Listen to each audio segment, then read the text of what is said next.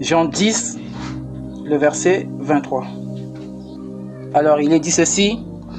Et Jésus se promenait dans le temple, sous le portique de Salomon. Amen. Vous pouvez vous asseoir. Alors, mon thème de ce soir, je vais l'intituler le portique de Salomon. C'est là où Jésus, d'après notre texte, se promenait. Frère Branham nous montre que notre religion est une religion des cris et de joie. Et donc quand la parole descend au milieu du peuple de Dieu, il y a toujours des cris, des Alléluia, il y a toujours des cris, des Amen. Mais il dit ceci également dans « N'est-ce pas moi qui t'envoie ?» prêché en 1962 au paragraphe 40. Il est dit, je saute, « Et alors, nous devons ponctuer toutes les paroles de Dieu d'un Amen. Quand Dieu dit « tu dois et tu ne dois pas », ainsi de suite, dites « Amen, Amen ». Ne dites pas, eh bien, je crois que ça devait être comme ceci. Dites simplement Amen de ce qu'il dit. C'est ça. Amen. Donc, et Frère Branham dit d'ailleurs que le signe que vous avez le Saint-Esprit, c'est quand vous pouvez ponctuer chaque parole de Dieu par un Amen. Ok?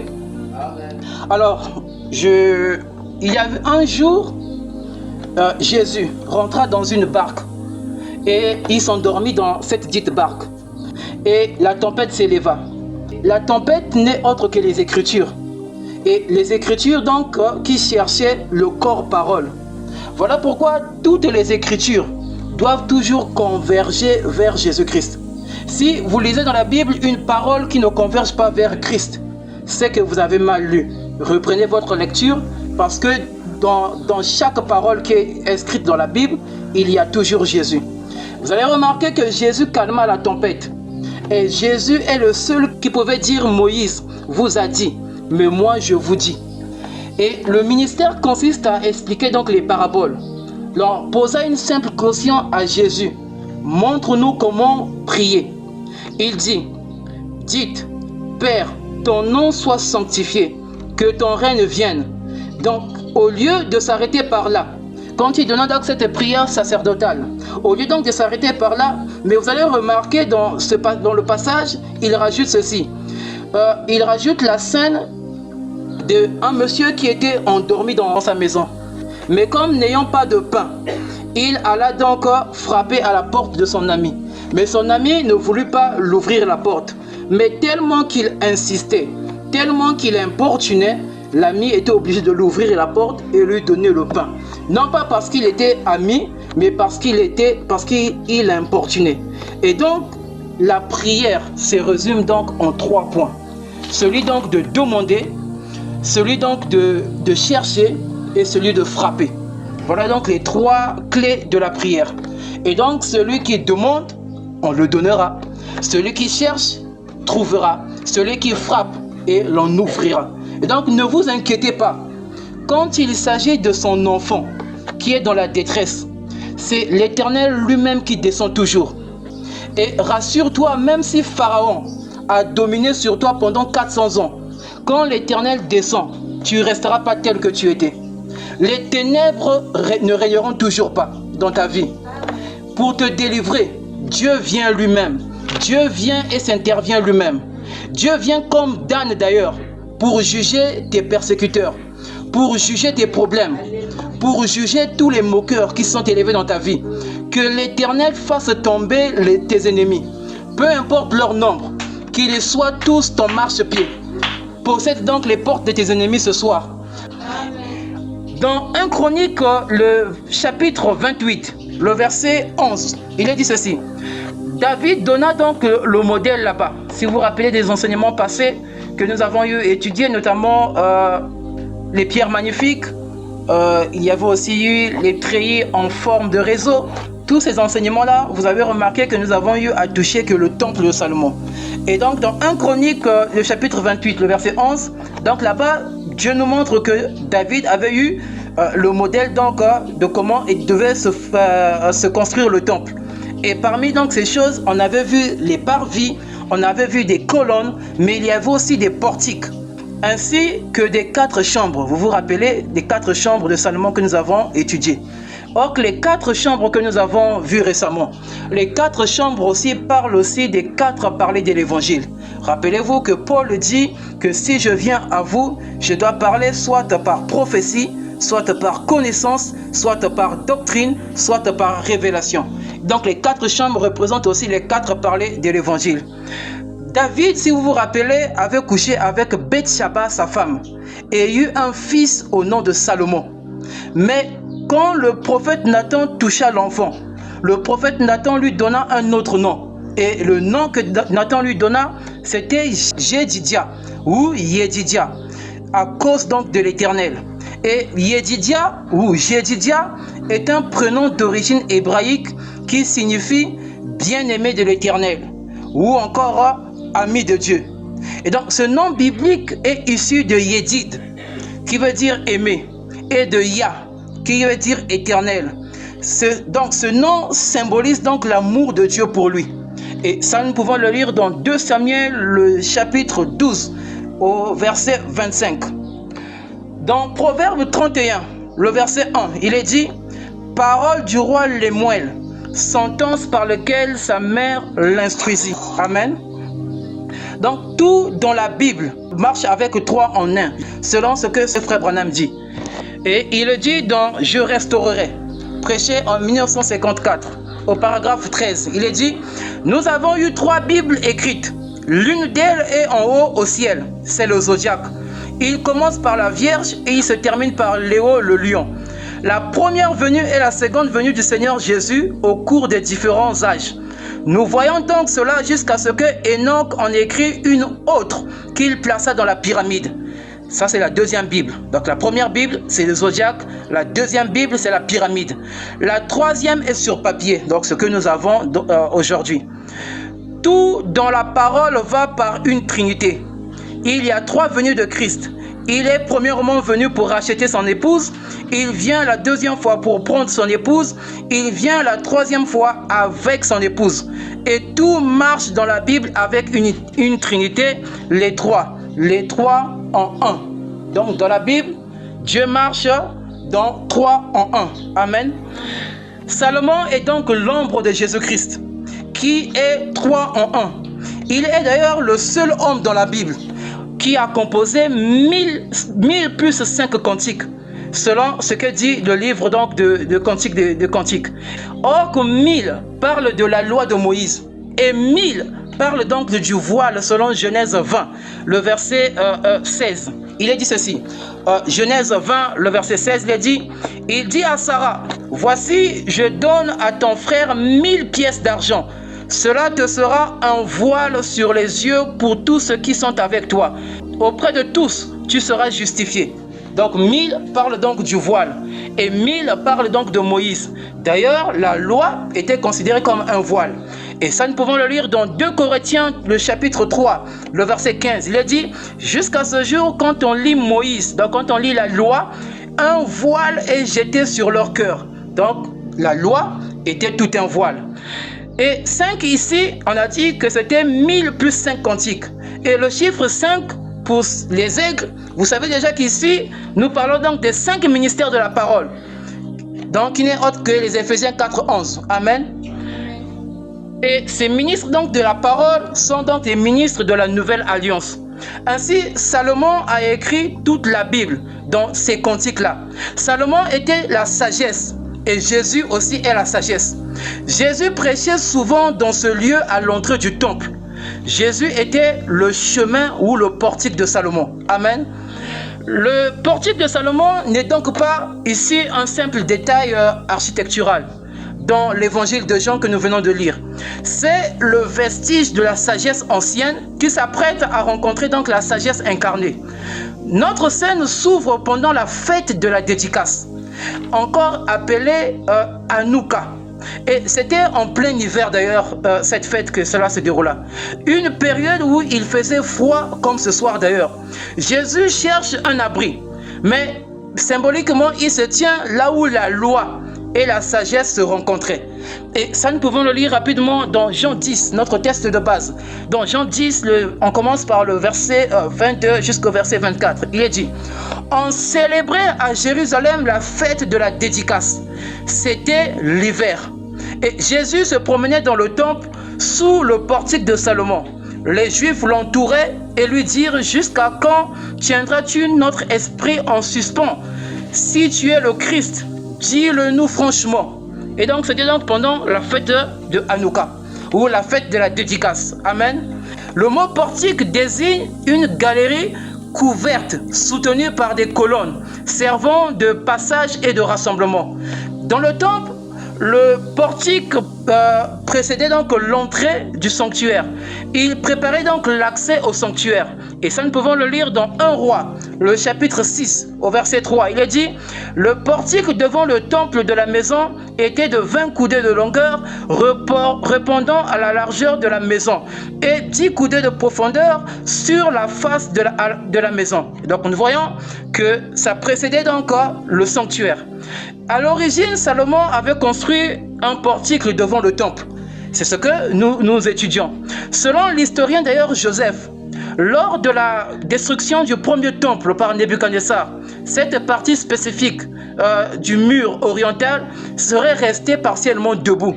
On aurait conservé les fondations originales. C'était une colonnade d'ailleurs monumentale, située sur le côté est du parvis extérieur. Et c'était donc le parvis aussi des gentils. Et ça, nous pouvons le lire dans 1 Roi, le chapitre 7, au verset 6. Il est dit: il fit le portique des colonnes, long de 50 coudées et large de 30 coudées, et un autre portique avec des colonnes et des degrés sur leur front.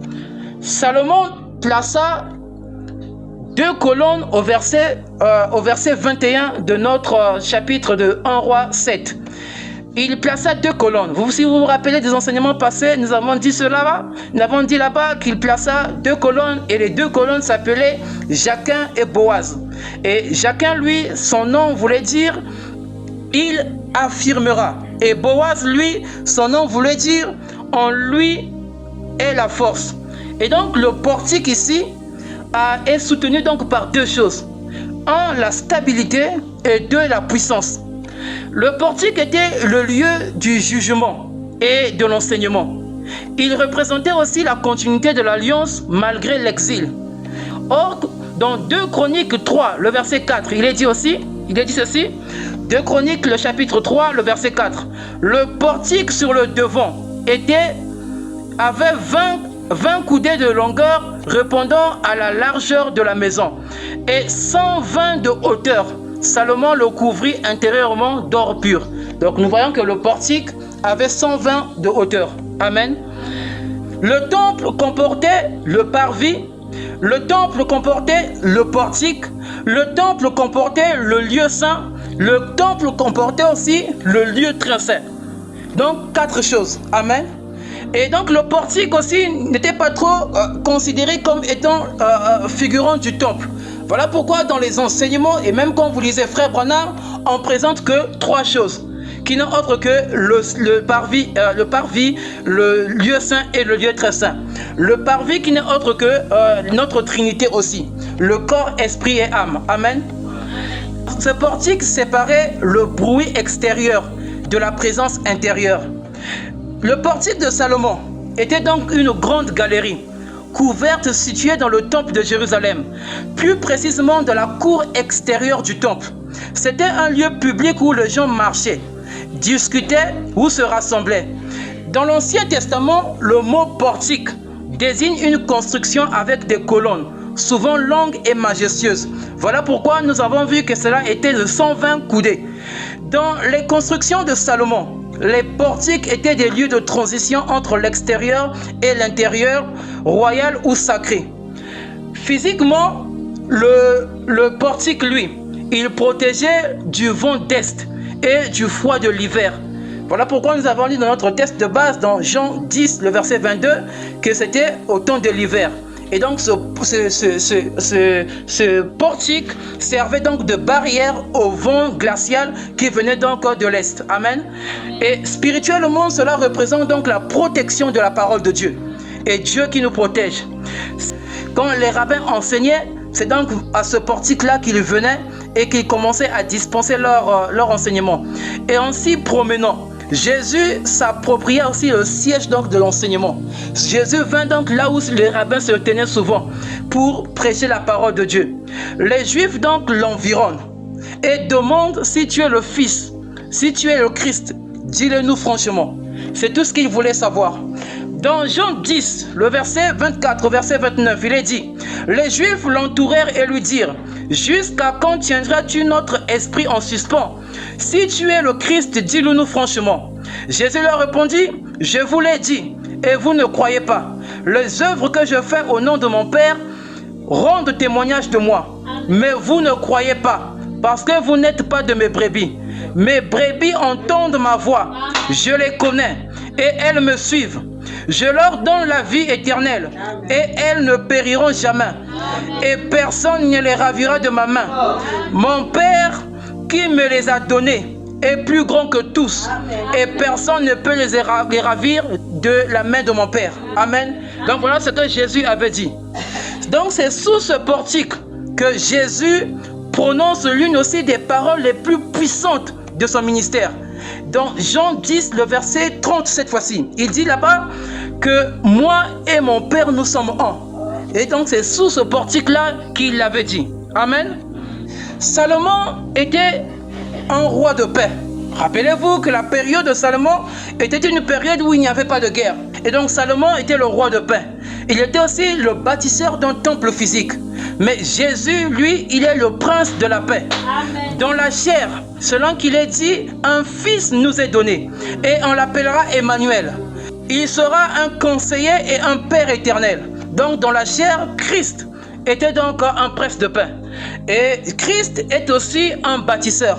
Et Christ dans la chair, il était aussi appelé le roi des rois. Frère Branham nous le dit dans Qui est ce Melchisedec, prêché en 1965 le soir, au paragraphe 97. Il est dit: il est aussi le Père qui était en premier, le Fils et le Saint-Esprit. Le roi de justice l'attribue esprit. Le roi de justice l'attribue esprit, la théophanie, le roi de paix, la théophanie, et dans la chair, il était roi des rois, la même personne. Donc voilà ce que Frère Branham dit. Comme Jésus était dans la chair, il était donc sous l'attribut roi des rois. Amen. Jésus est plus que Salomon. Et je pense que vous le croyez déjà. Amen. Selon d'ailleurs Matthieu 12, 42, il est dit qu'ici, il y a plus que Salomon.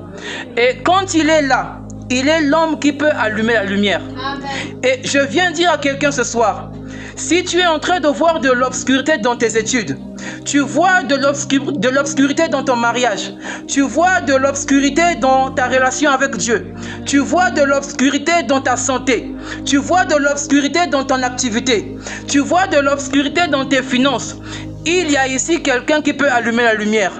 La lumière qui est capable de changer ta vie. Amen. Amen. Et Frère Branham dit ceci, il y a ici un homme qui peut allumer la lumière, prêché en 1963 le matin au paragraphe 278. Il est dit: écoutez les enfants, comme je l'ai dit, j'ai dépassé mon temps de 5 minutes, mais laissez-moi dire cette dernière chose. Il y a ici un homme, n'ayez pas peur, peu importe ce qu'ils disent. J'ai vu des choses arriver au point où je ne savais pas quoi faire, mais il est toujours là. La présence infaillible, il est toujours là.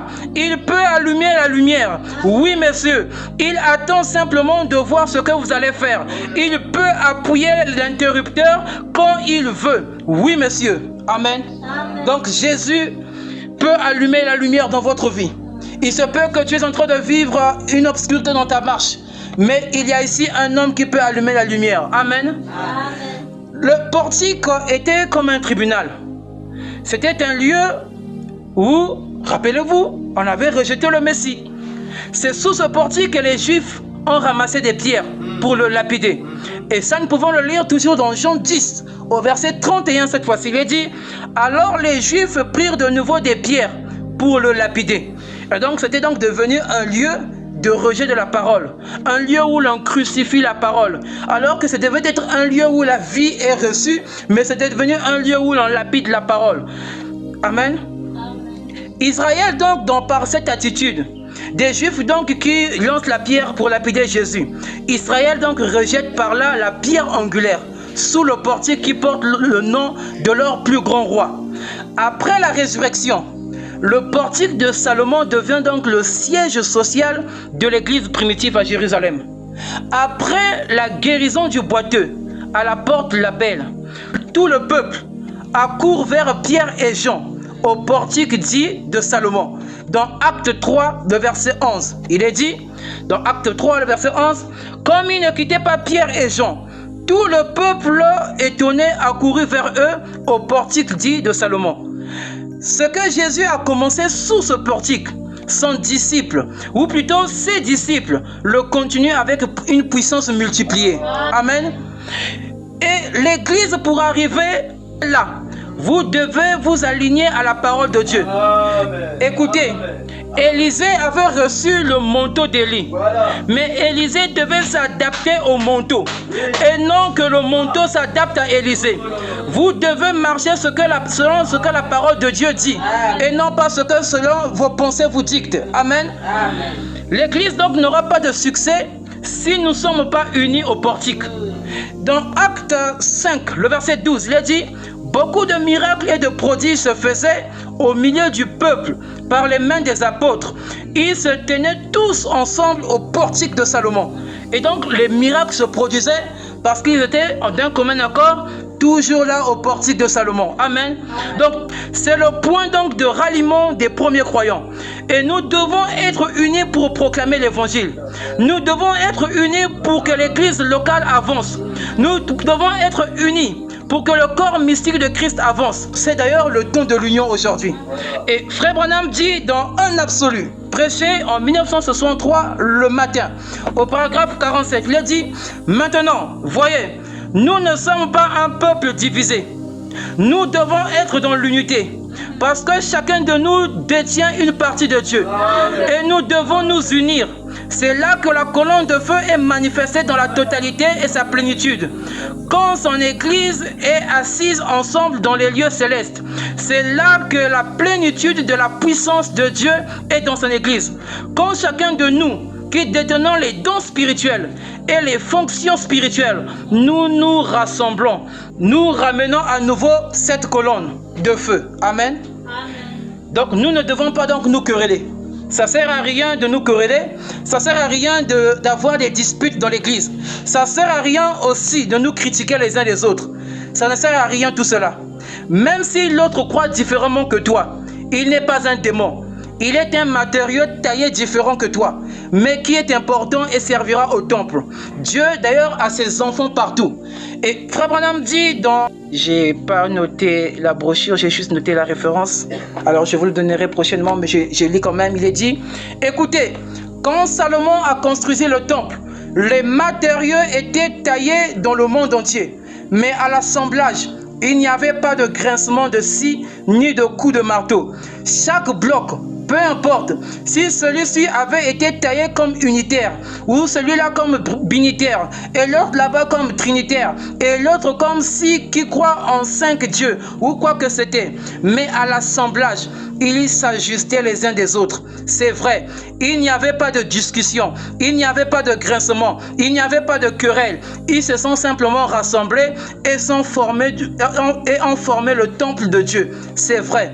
Et je crois que Dieu est en train de tailler partout les enfants de Dieu nés de nouveau. Il va les rassembler. Il se peut que je ne vive pas jusqu'à ce que je vois cela, mais j'espère le voir. Et donc Dieu, dans les églises qui sont ça et là, Dieu a ses enfants là-bas. Et il est en train de les tailler en vue de former donc ce corps mystique de Christ. Amen. Amen. Rappelez-vous, Jésus se tenait au portique, nous l'avons dit. Et nous avons dit que le portique avait 120 coudées de hauteur, si vous vous rappelez. Jésus, le Saint-Esprit, ne pouvait descendre que quand le nombre 120 devait se trouver à la chambre haute. Rappelez-vous que c'était ce jour-là, au nombre de 120, quand le Saint-Esprit descendu. Amen. Donc le Saint-Esprit descend au milieu des gens qui sont unis. Si vous n'êtes pas unis, le Saint-Esprit ne verra jamais au milieu de vous. Et donc il descend simplement là où les gens sont unis. Et le nombre 120 si nous le subdivisons, nous aurons dans le nombre 120 30 fois 4. Or que 30, 30 c'est l'âge de l'entrée à la sacrificature. Et le chiffre 4, c'est le chiffre de la consécration. Cela veut donc dire que Dieu ne peut pas descendre, Dieu ne peut que descendre au milieu des fils et de Dieu nés de nouveau et consacrés. Si vous n'êtes pas consacré, si vous n'êtes pas né de nouveau, il n'y aura pas de manifestation, il n'y aura pas de miracles qui se produisent au milieu de vous, il n'y aura pas de prodiges qui se produisent dans l'assemblée. Amen. Et ça, nous pouvons le lire dans Christ.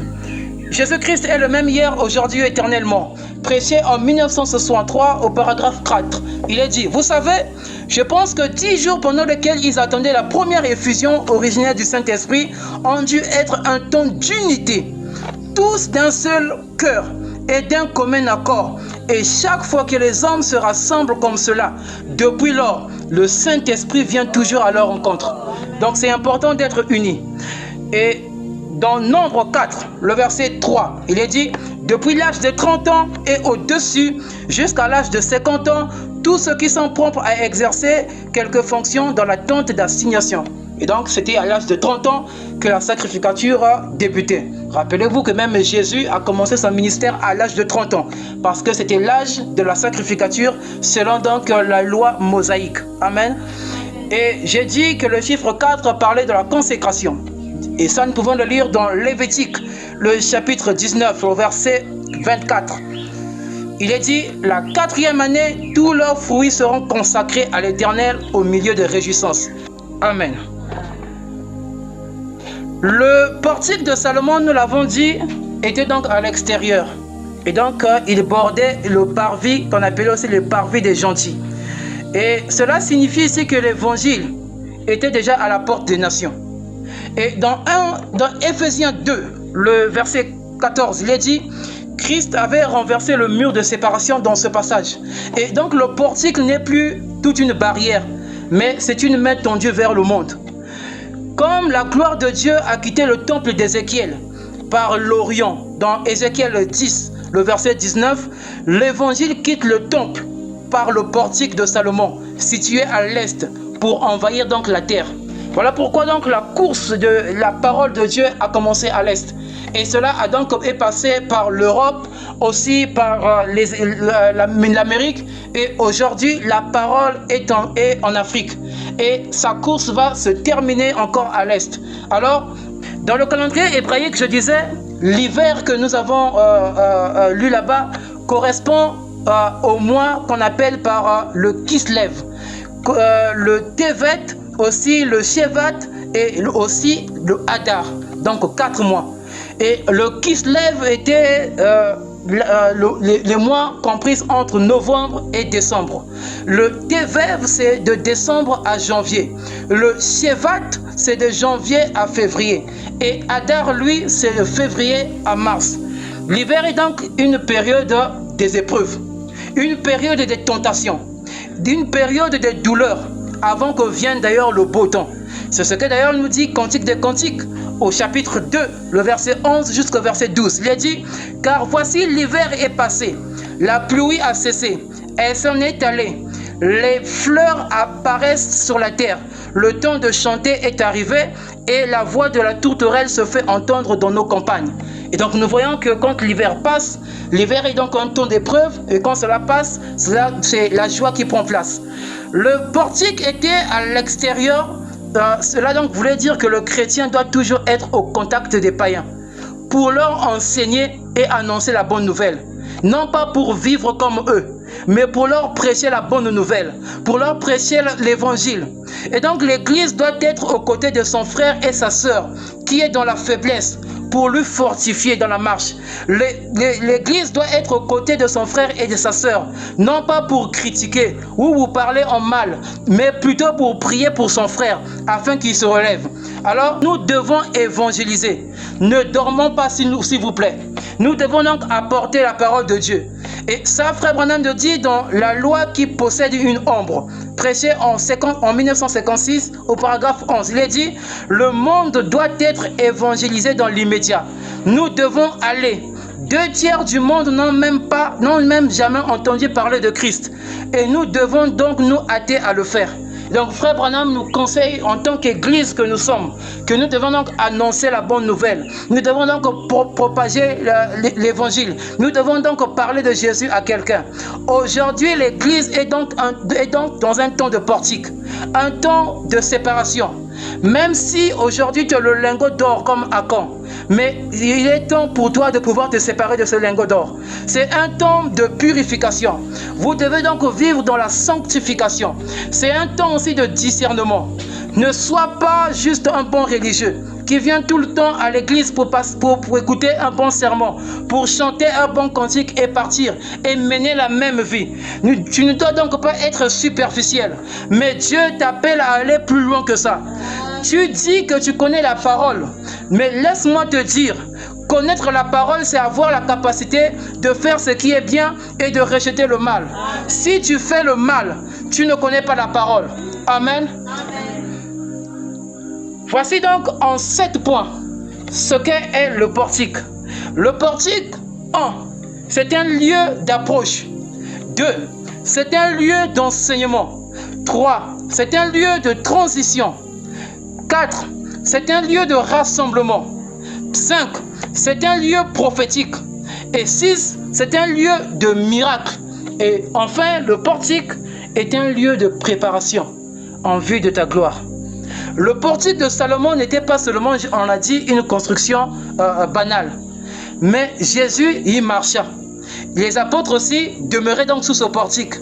Et les miracles d'ailleurs se produisaient et s'éclataient quand ils étaient sous ce portique.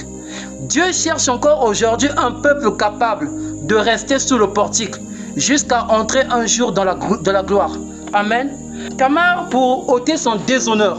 Rappelez-vous que Tamar avait un mari qui était mort, mais il n'avait pas pu avoir l'enfant. Il épousa le frère du défunt. Malheureusement, lui aussi mourut, mais n'a pas pu avoir l'enfant.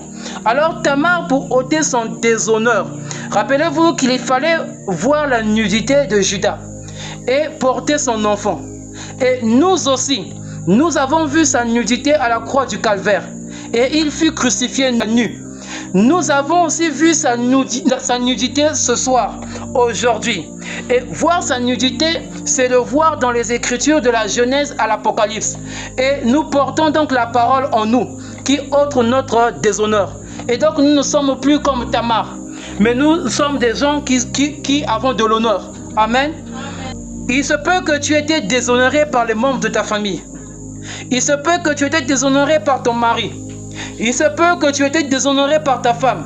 Il se peut que tu aies été déshonoré par le rejet, par les critiques, par le découragement. Ou peut-être parce que ton entreprise a peine à décoller. Et tu es déshonoré à cause de cela. Laisse-moi te dire que ce soir, tu es au portique de Salomon. Sois dans l'allégresse, car Jésus essuie tes larmes et il balaie toutes tes tracasseries. Que Dieu vous bénisse richement.